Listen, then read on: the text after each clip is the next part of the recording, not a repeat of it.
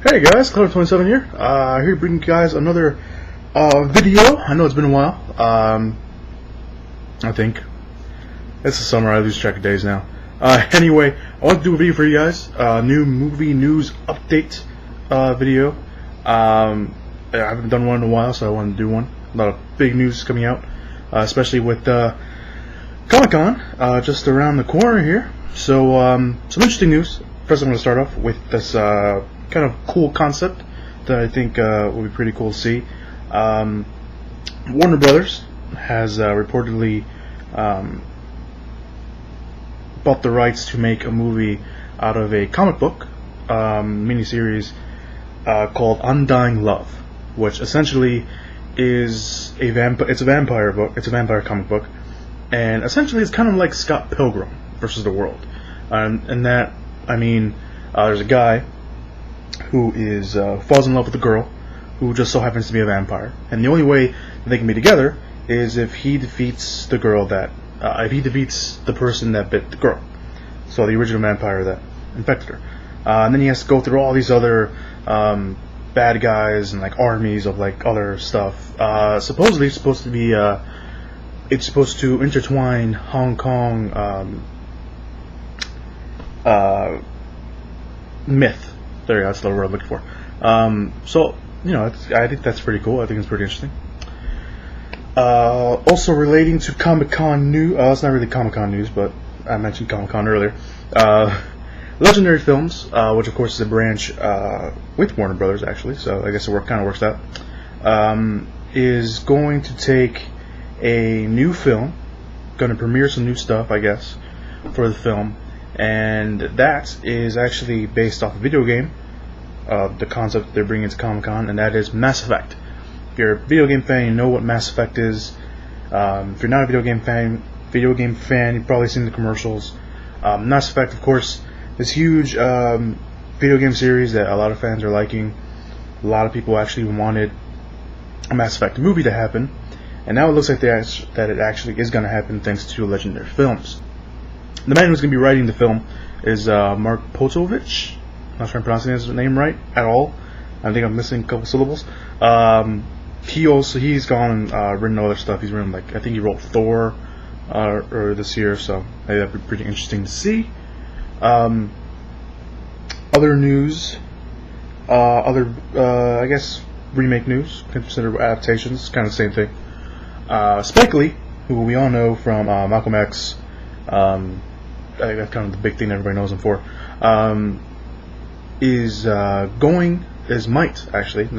He might be the director of a long development remake of the awesome film Oldboy. If you're not familiar with Oldboy, go check it out. It's a really good movie.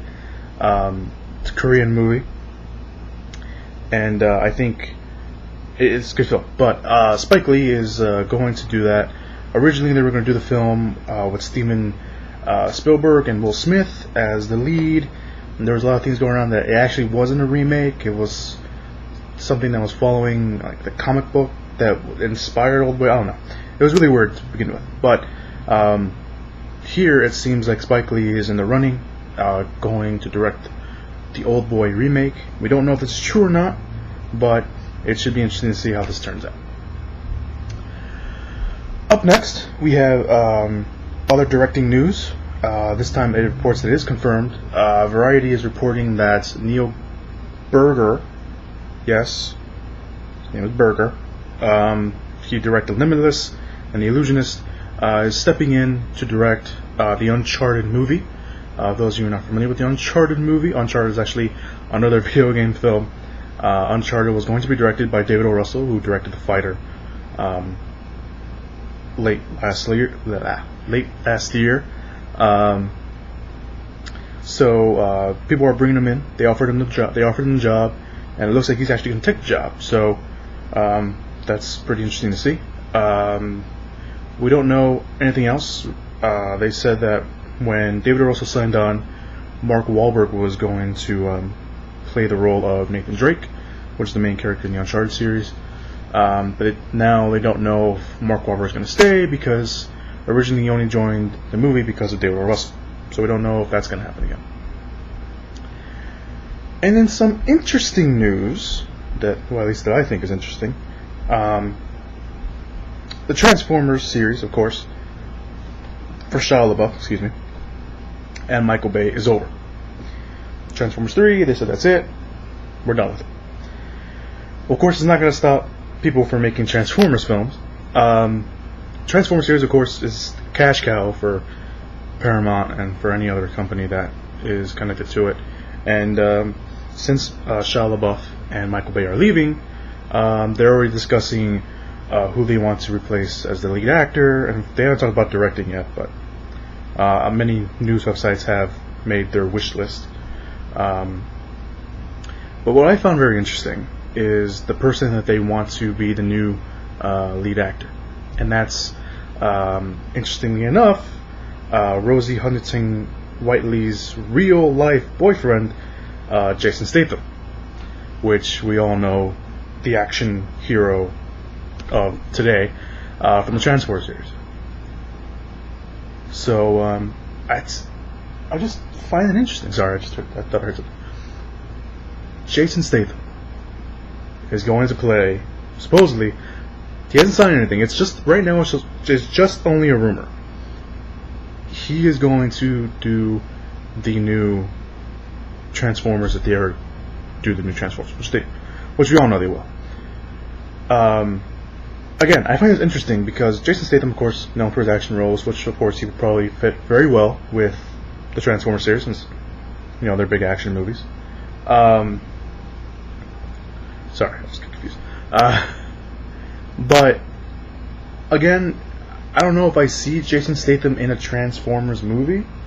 Not because I don't like him or I don't like him as an actor, but I think it's kind of weird. I don't know. It's not like weird, but it's just, I don't know.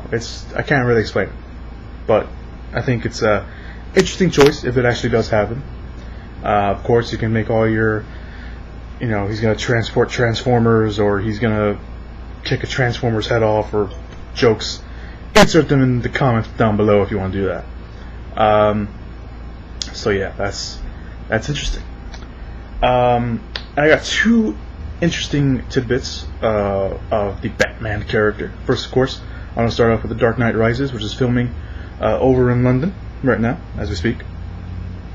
And there is a story came out.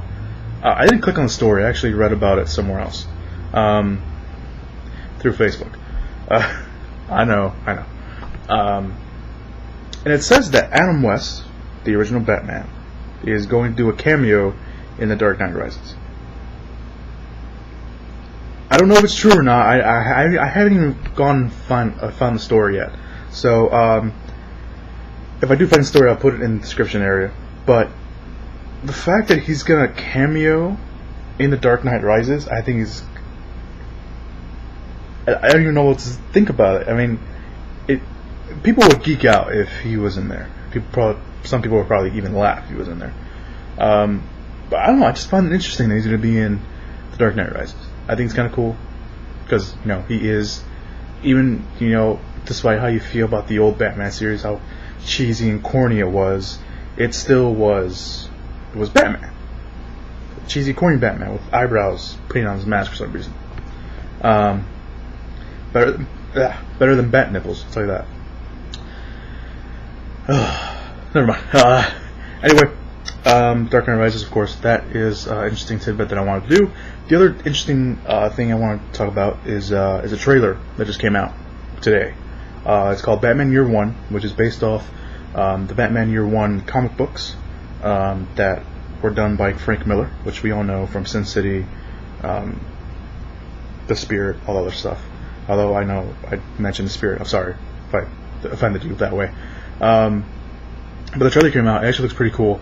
I'll put a link down in the description area so you guys can see the trailer. It looks really cool. I've only read, I haven't read that much of Year One. I know the story of Year One. I haven't actually read the whole thing yet, though. So it'd be interesting to see. It looks cool.